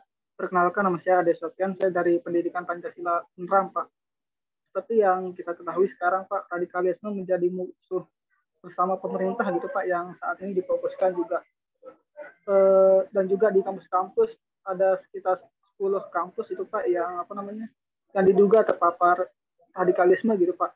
Bahkan akhir-akhir ini sekitar 2 harian kemarin, ada juga salah satu mahasiswa dari kampus PTN gitu Pak, salah satu PTN yang diduga terpapar radikalisme dan bahkan sudah ditangkap gitu Pak. Nah, pertanyaan saya, bagaimanakah program BPIP dalam menangkal radikalisme khususnya pada generasi muda, misalnya mahasiswa gitu Pak? Apakah ada program pembinaan, pelatihan terhadap organisasi maupun yang lainnya gitu Pak? Kerjasama misalnya dengan kebetulan saya di Duta Damai NTB juga gitu Pak. Mungkin bisa kerjasama dengan organisasi-organisasi gitu Pak. Mungkin itu saja moderator. Terima kasih banyak atas kesempatannya. Baik, terima kasih Kak Ade. Oke, mungkin ada 1 slot lagi nih teman-teman untuk pertanyaan. Oke, Kak Devi. Oke, maaf. Oke. Silakan Kak Devi. Ya, Oke, sudah terdengar? Kak Amanda? Oke. Masih ada lagi pertanyaan atau? Iya, ada Bapak 1 lagi. Ya, Bapak. Saya Devi, izin bertanya. Tadi sempat dibahas mengenai sejarah singkat Soekarno dan saya cukup tertarik. Seperti yang kita ketahui, Soekarno ini kan dikenal sebagai tokoh nasionalis Indonesia. Meskipun ia menyerap pemikiran banyak tokoh dari beragam ideologi seperti Marxis, tetapi Soekarno ini di mata masyarakat tetap berada di golongan yang nasionalis. Namun sebagian ada juga yang menggolongkan Soekarno ini sebagai pemimpin yang berhaluan ultranasionalis atau fasis. Dan itu bisa menjadi kekhawatiran juga akan berpengaruh pada ideologi negara kita, yaitu Pancasila, apabila kita memiliki pemimpin yang menyerap beragam ideologi seperti Soekarno ini. Dari hal tersebut, yang ingin saya tanyakan, nasionalisme macam apa yang sebenarnya digagas oleh Soekarno? Seperti itu, Pak. Terima kasih. Baik. Mungkin dari Paris langsung ingin dijawab. Terima kasih. Tadi pertanyaan dari Mbak Ratri, kemudian Mas Ade, dan terakhir Mbak Devi, ya, kalau salah. Ya, terima kasih untuk pertanyaannya. Mungkin yang berarti sama Mas Adi ini yang bersama sebetulnya. Bagaimana sih untuk lebih memahami nilai-nilai Pancasila begitu ya? Karena memang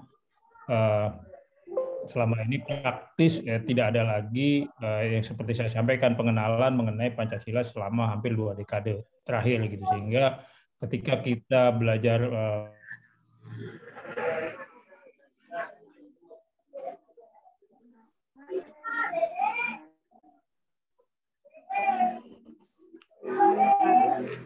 apakah mendengar suara kami?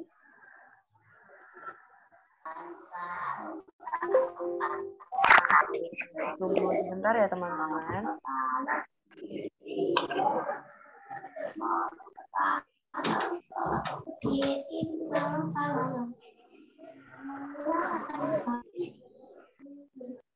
Bapak, Pak.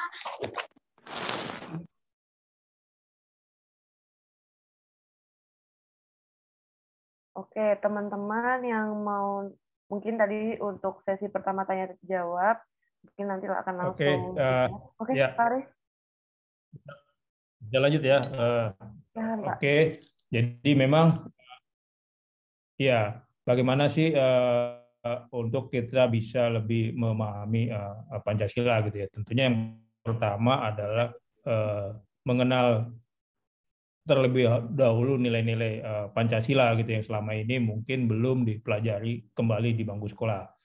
Nah, sebetulnya bukan hanya formal melalui bangku sekolah, pemahaman mengenai pembelajaran mengenai ideologi Pancasila ini juga sebetulnya bisa mulai dari keluarga, mulai dari nilai-nilai di dalam kehidupan keluarga sehari-hari, misalnya gotong royong, kerjasama, musyawarah dan lain sebagainya itu sebetulnya sudah ada di dalam masyarakat kita. Nah, itu yang coba kita lakukan. Nah, kami dari BPIP sendiri memang mencoba membuat materi-materi. Saya kebetulan sebagai Direktur Pengkajian Materi mencoba mendorong materi-materi yang kira-kira bisa diakses atau bisa dipahami oleh generasi muda gitu ya dengan bahasa-bahasa yang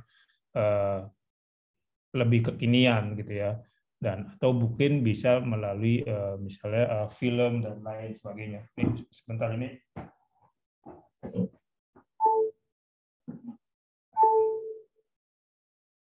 Oke, nah ini yang cara-caranya tentunya yang praktisnya adalah coba mulai meminati kembali pendekatan sejarah gitu ya, pendekatan sejarah berdasarkan fakta-fakta yang terdapat di sekitar kejadian itu sendiri gitu. Nah, ini juga yang sebetulnya kami lakukan di BPIP, mencoba melakukan pendekatan berdasarkan sejarah faktual gitu ya. Jadi bagaimana makanya kenapa kami tadi coba mengenalkan dulu mengenai sejarah lahirnya Pancasila, mungkin mulai dari ND gitu ya, kemudian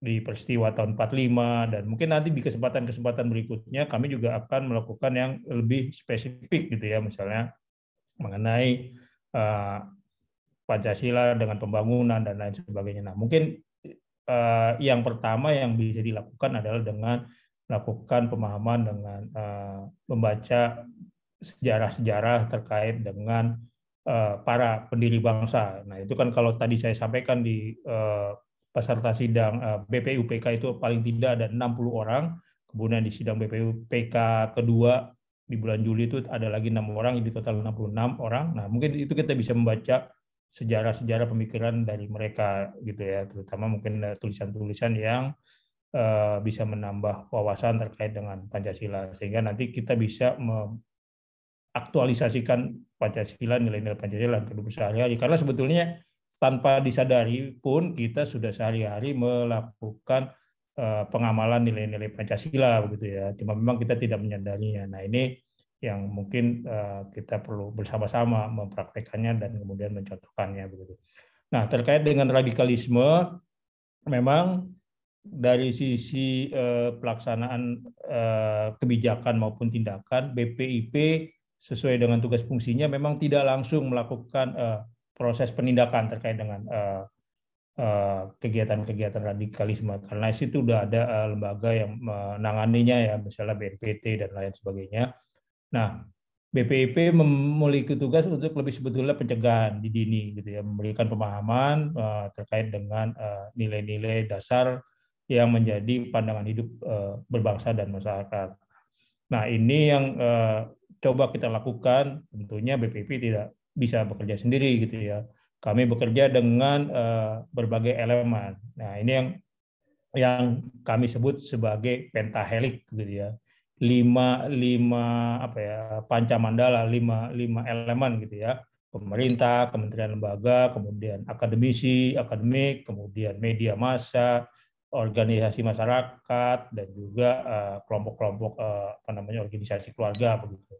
Nah, ini yang coba kita lakukan. Jadi saran Mas Ade tadi, apakah mungkin melakukan kerjasama dengan berbagai kelompok, itu sangat terbuka. Dan ini sudah kami lakukan dengan beberapa, kami juga selalu intens berdiskusi dengan teman-teman dari Pusat Studi Pancasila, Pusat Studi Kebangsaan, bahkan dengan kelompok-kelompok keagamaan, budayawan, dan lain sebagainya, begitu.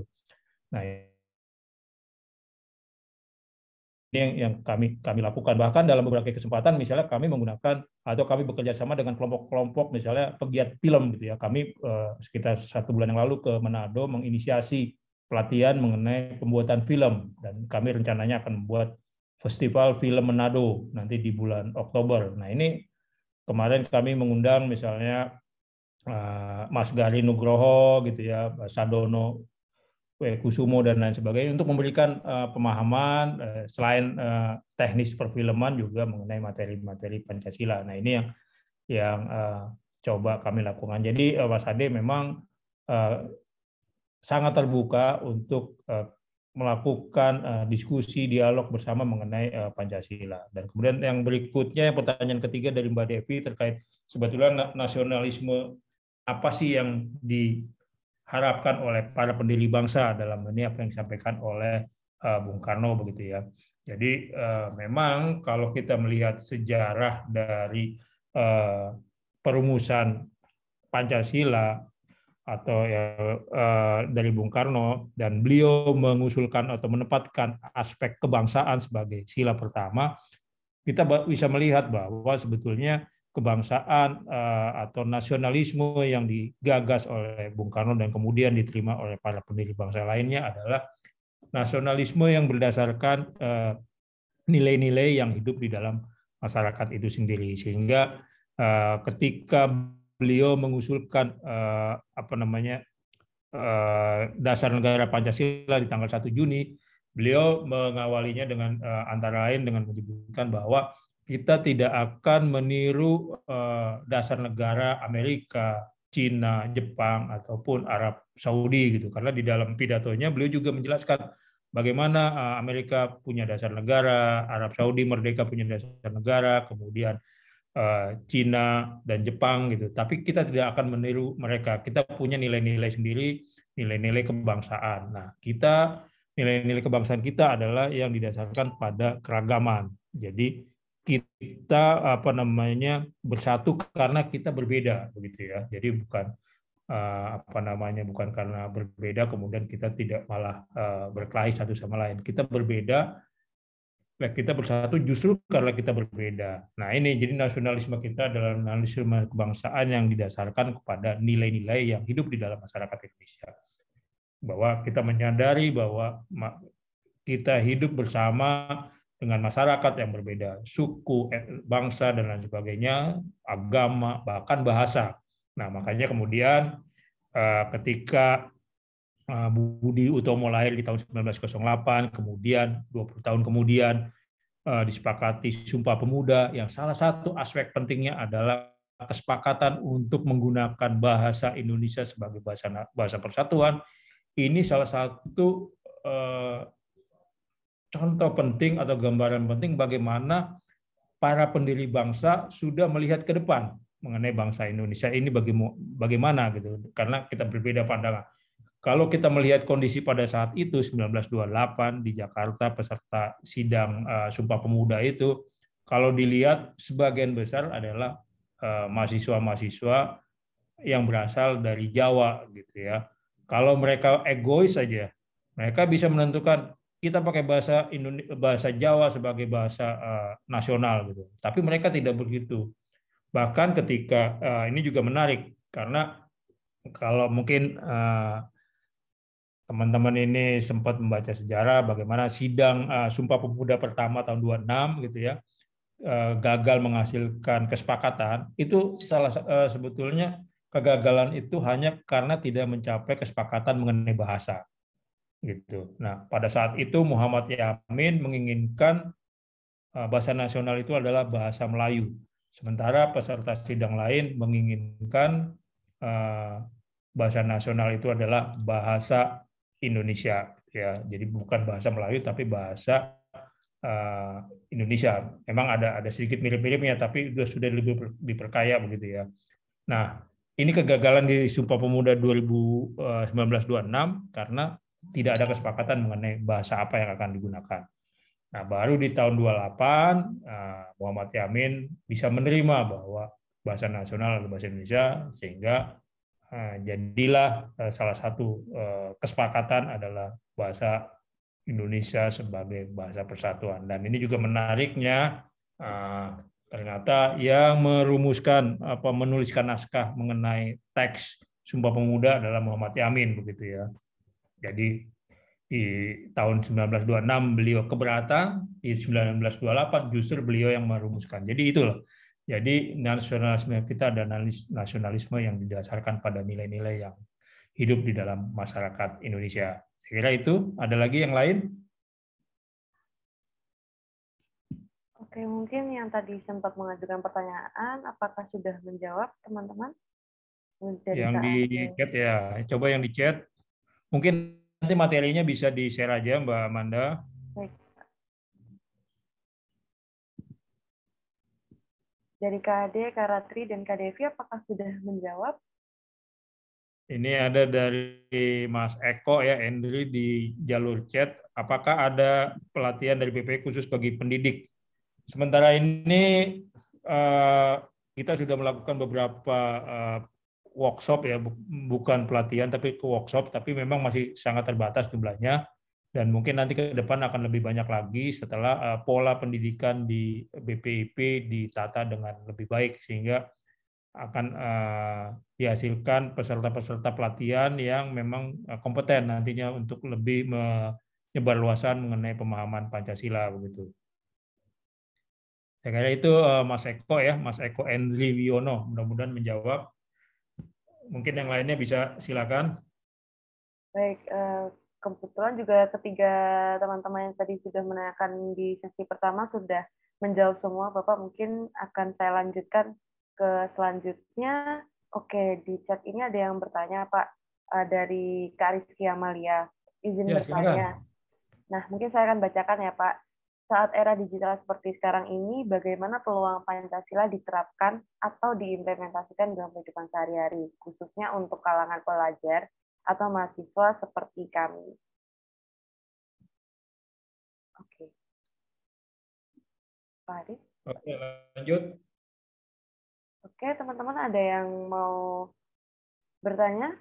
Mungkin tadi ada yang sempat raise hand, cuman karena masih ada kendala teknis, mungkin ingin raise hand sekarang mungkin. Ada yang ingin bertanya lagi, teman-teman? Selain Kak Rizky Amalia nih.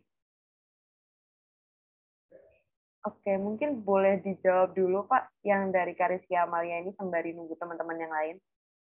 Mungkin bisa diulang nggak? Kayaknya tadi pas keputus deh. Oke, baik Bapak. Jadi Kak Rizky Amalia bertanya Bapak terkait saat era digital seperti sekarang ini, bagaimana peluang Pancasila diterapkan atau diimplementasikan dalam kehidupan sehari-hari, khususnya untuk kalangan pelajar atau mahasiswa seperti kami. Mungkin bisa langsung dijawab terlebih dahulu, Pak. Ya. Baik, di era digital ini memang kita harus bisa menyesuaikan diri begitu ya. Nah, mungkin tadi saya belum sempat menjelaskan mengenai materi pembinaan ideologi Pancasila untuk pendidikan ya, mulai dari PAUD hingga perguruan tinggi. Nah, pola yang sekarang digunakan adalah kita tidak melakukan pola pemaksaan. Kalau mungkin dalam bahasa sebelumnya adalah doktrin langsung gitu ya, tetapi kita lebih kepada pendekatan yang sifatnya dialogis gitu. Dan kemudian juga di dalam materi yang akan diberikan ini komposisinya 30% itu adalah sifatnya pengetahuan kognitif. Jadi misalnya mengenai tadi sejarah, nilai-nilai, kemudian apa hal-hal yang harus dilakukan. Namun sisanya 70% adalah lebih kepada afektif, pengamalan, penggunaan. Jadi kita akan diskusi misalnya bagaimana sih perilaku kita ketika misalnya menjadi pengurus OSIS misalnya. Nah, kita belajar mengenai demokrasi misalnya dengan langsung mempraktekkan kejadian misalnya dikaitkan dengan OSIS misalnya, atau ketika misalnya melakukan upaya gotong royong misalnya, bisa menceritakan mengenal misalnya bagaimana praktek gotong royong yang ada di lingkungan para pelajar misalnya. Nah, ini jadi 70% adalah lebih banyak sifatnya dialog dan juga afektif, aktualisasi nilai-nilai yang ada di dalam masyarakat, yang ada di sekitar para pelajar itu sendiri.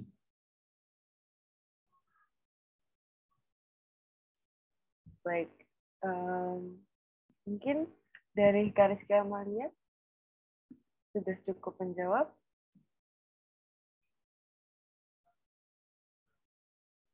Mungkin saya tambahkan juga sedikit terkait dengan digitalisasi gitu ya.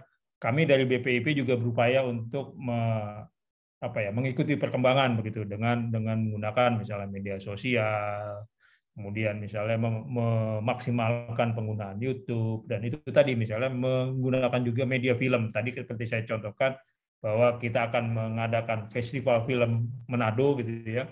Ini juga salah satu upaya untuk bagaimana merangkul kalangan generasi muda, kalangan milenial ini dengan teknologi yang ada sekarang. Bahkan beberapa waktu yang lalu saya sempat berdiskusi dengan pengembang game gitu ya, bagaimana misalnya membuat pelatihan gitu ya, baik di level anak-anak muda misalnya anak sekolah maupun di level penyelenggara negara. Penyelenggara negara ini kan banyak juga nih yang anak-anak muda kan, terutama yang PNS baru gitu yang baru 5 tahun bekerja itu kan masih muda-muda.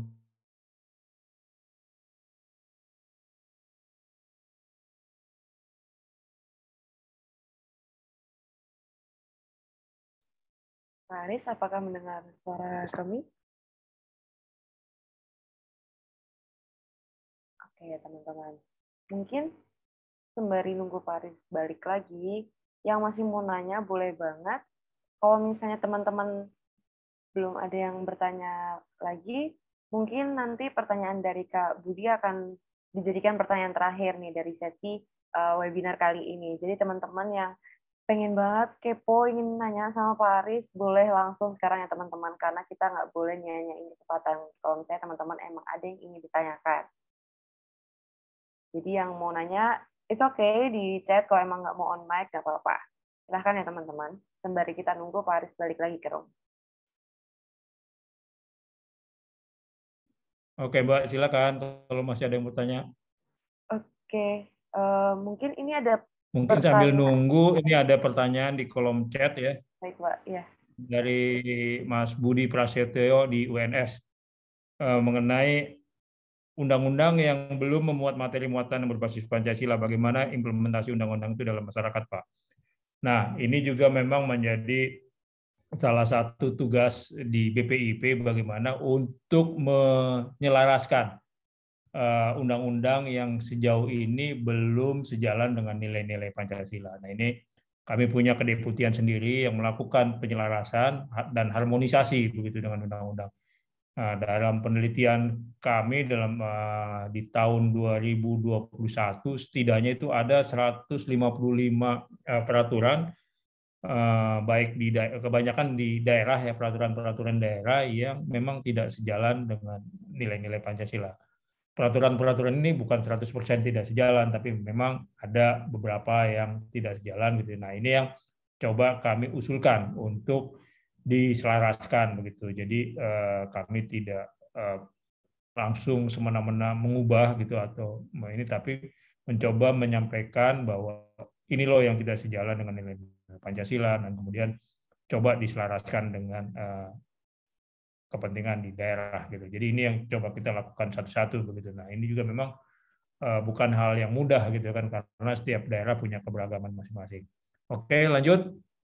Oke, baik, mungkin lanjut ke pertanyaan ini kita cukupkan ya Pak, terkait durasi juga. Untuk dari Kak Syahrul ini jadi pertanyaan terakhir untuk sesi kali ini. Untuk dari Kak Syahrul, sebelumnya Kak Syahrul memperkenalkan diri. Kak Syahrul dari Sopeng, Sulawesi Selatan, ingin bertanya terkait yang pertama itu ada bagaimana penerapan peluang Pancasila dalam kehidupan sehari-hari dalam era digital saat ini. Dan yang kedua, seperti apakah tantangan yang mengancam eksistensi Pancasila sebagai ideologi negara di era digital? Mungkin bisa langsung dijawab, Pak. Iya. Terima kasih Mas Syahrul untuk pertanyaannya. Jadi memang ini tadi juga sebetulnya sudah saya singgung sedikit mengenai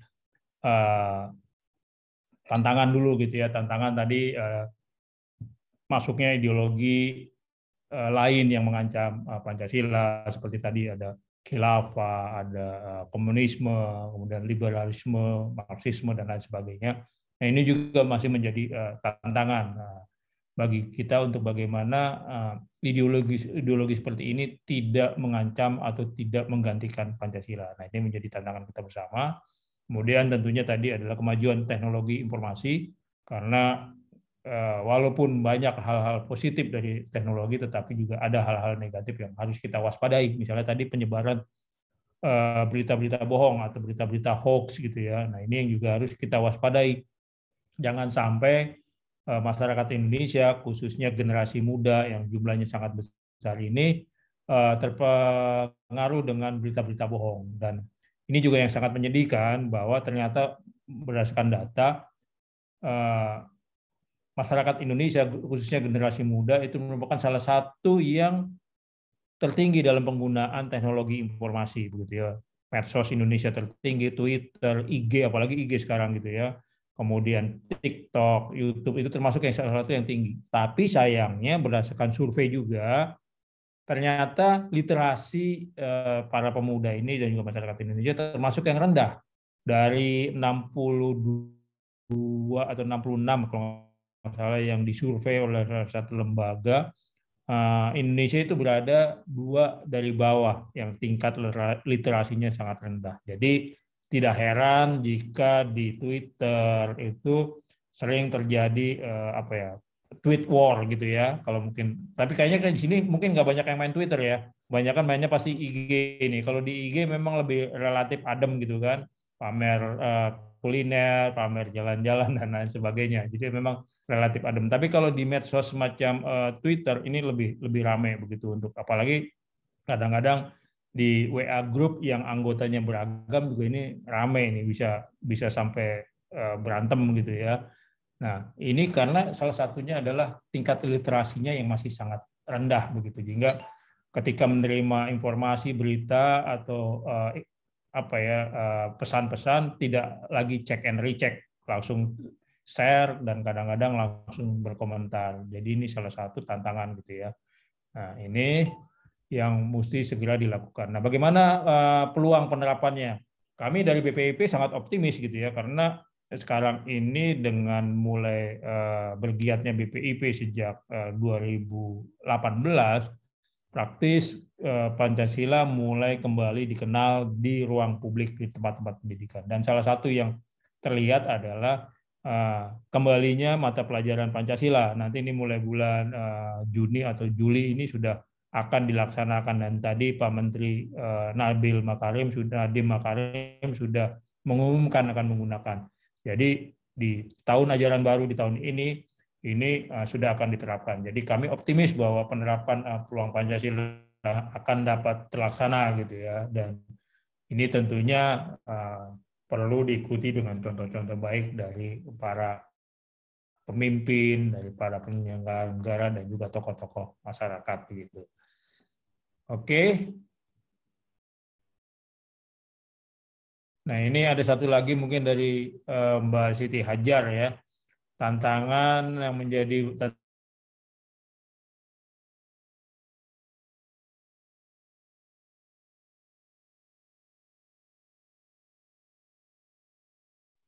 Halo, Pak Aris.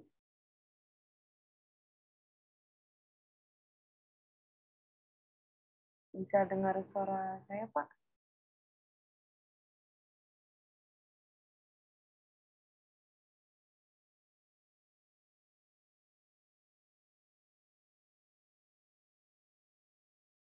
Oke, Pak Haris masih berjuang sama sinyal ya, teman-teman.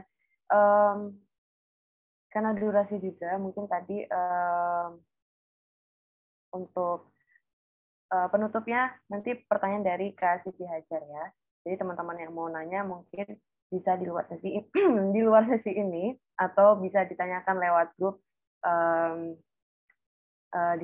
lewat di grup aja ya teman-teman. Oke, kita sembari tunggu Pak Aris ya.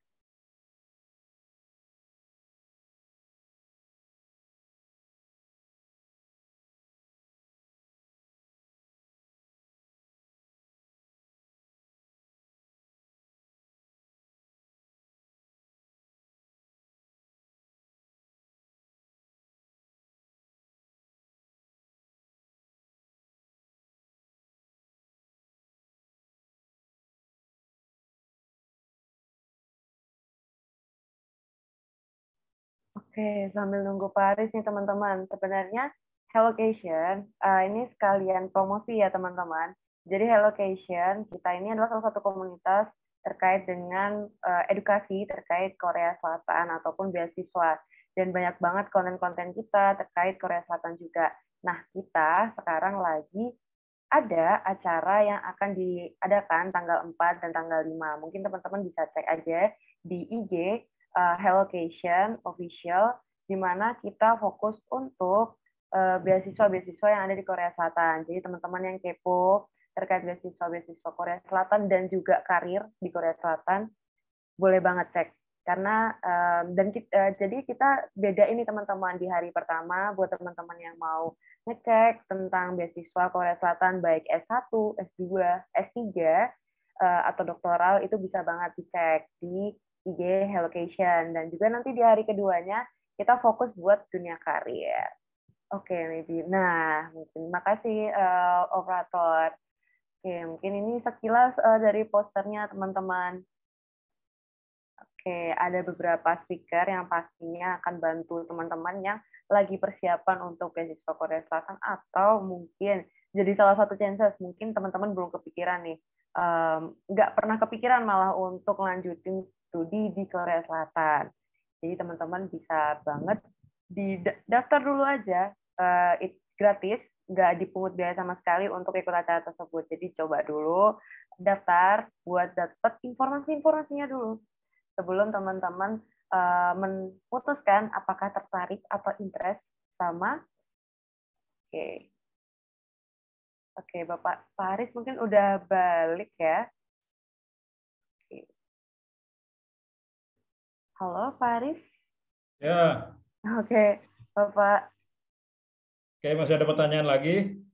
Mungkin dari Kak Siti Hajar ya, Pak. Mungkin Bapak bisa jawab untuk pertanyaan terakhir. Nanti pertanyaan sisanya mungkin bisa dilanjutkan untuk sesi-sesi selanjutnya, Pak. Oke, tadi yang Siti Hajar ini terkait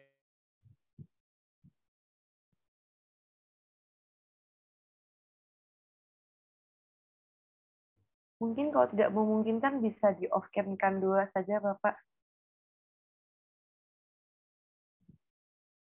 dengan tantangan untuk pelajar ya. Ya, sekarang adalah terkait batasnya dengan pembelajaran Pancasila, dan ini menjadi PR kami di BPIP untuk bagaimana bisa memperbanyak materi-materi terkait dengan pembelajaran Pancasila sehingga dapat diakses oleh para pelajar dengan cara kekinian dan juga metode-metode yang lebih mengasihkan begitu. Nah, ini menjadi PR juga dari kita, dan supaya juga nanti bisa menggerakkan masyarakat luas untuk bersama-sama melakukan pemahaman Pancasila, pengetahuan Pancasila kepada generasi muda. Itu mungkin salah satu caranya adalah itu tadi. Sekarang sementara ini para pelajar ini bisa mulai mencoba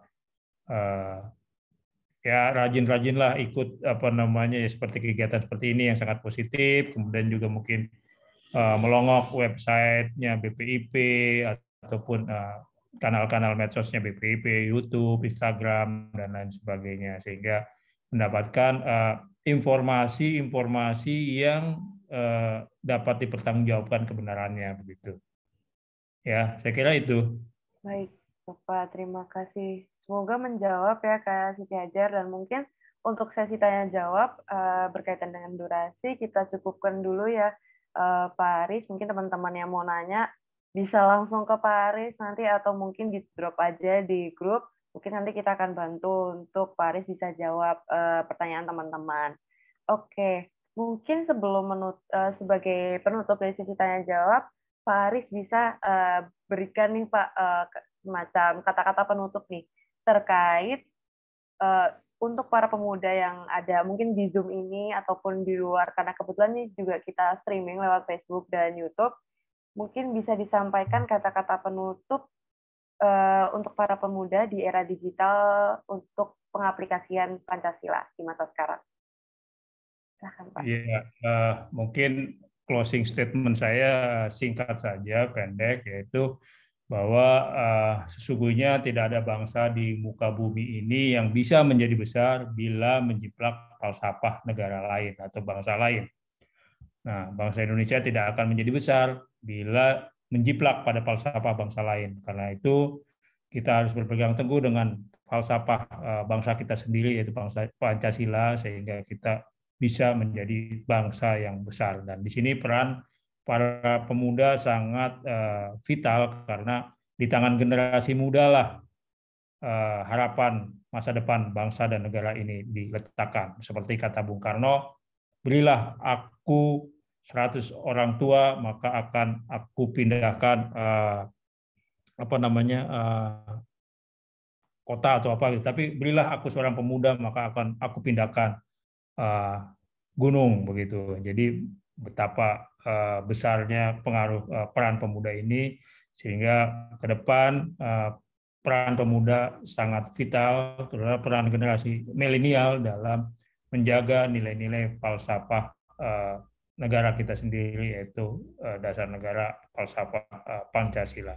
Saya kira itu mungkin, mudah-mudahan apa yang kita diskusikan atau kita perbincangan pada malam ini bermanfaat bagi kita semua, begitu ya, bagi bangsa Indonesia. Terima kasih.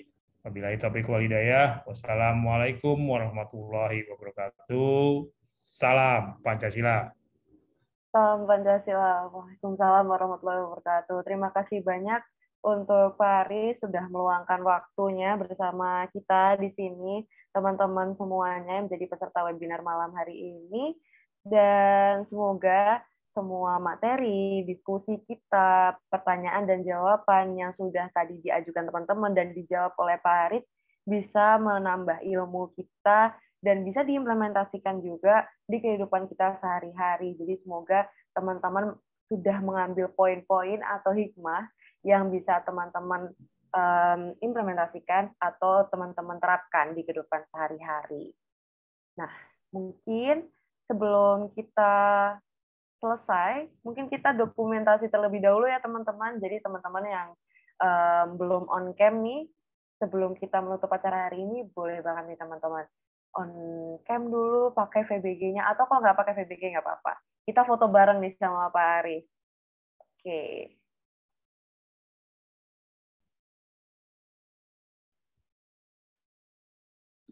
Oke, mungkin aku tunggu 1 menit ya teman-teman sampai 20.16 ya. Jadi teman-teman boleh siap-siap dulu, on cam dulu, pasin background-nya mungkin gitu kan, biar kelihatan cantik, ganteng, manis semuanya. Oke. Oke, jadi yang mau on cam, aku tunggu dulu ya. Aku yakin masih pada mau on cam sih, jadi aku tunggu dulu teman-teman. Oke, masih ada beberapa lagi. Mungkin operator bisa bantu dokumentasikan? Atau mungkin aku bantu dulu untuk kali ini? Oke. Oke, Oke, teman operator. Oke, untuk teman-teman diperhatikan jangan ada yang isi kolom chat dulu ya, jangan ada yang ngechat dulu ya teman-teman, karena aku mau SS dulu. Oke, untuk slide yang pertama, 3, 2, 1. Oke, masih slide pertama. Boleh ganti gaya. Oke. 3, 2, 1. Oke. Mungkin kita pakai salam Pancasila ya teman-teman. Tadi kan udah diajarin sama Pak Aris nih. Oke? Oke, aku sekali lagi.